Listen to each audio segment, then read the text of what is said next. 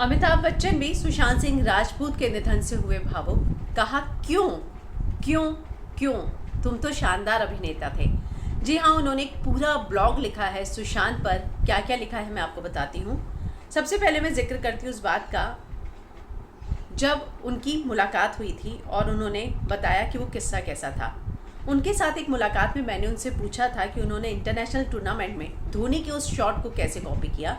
तो उन्होंने बताया कि मैंने जो है धोनी का वो वीडियो 100 बार देखा था। तो बच्चन साहब कहते हैं कि ये उनके प्रोफेशनल बताता है कि वो कितना मेहनत करते थे, कहाँ से कहाँ तक पहुँचे थे।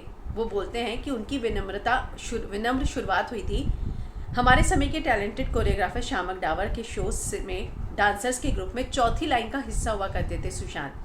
वहाँ से उठकर आज वो जहाँ पहुँचे थे वहाँ तक पहुँचना अपने आप में एक बहुत बड़ी अचीवमेंट है, अपने आप में एक बहुत बड़ी कहानी है।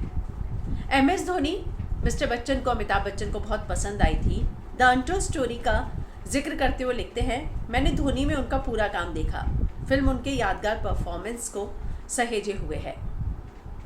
इतना ही नहीं, वो लिखते हैं वे कई बार ज़िंदगी के फ़लसफ़े में डूबकर खुद को पेश करते थे। लोग उनकी इस गहराई से या तो अचंभित हो जाया करते थे या फिर बेपरवाही से उसकी ताकत का अर्थ नहीं समझ पाते थे।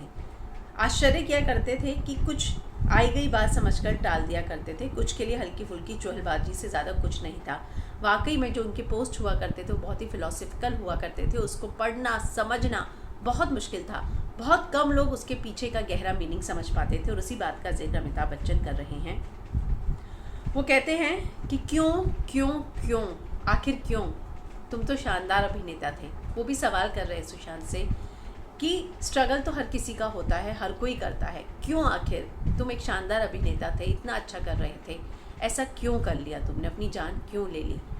तो मिस्टर बच्चन भी, अमिताभ बच्चन भी उनके निधन से भावुक हुए हैं। उन्होंने भी नम आँखों से सुशांत सिंह को दी है विदाई।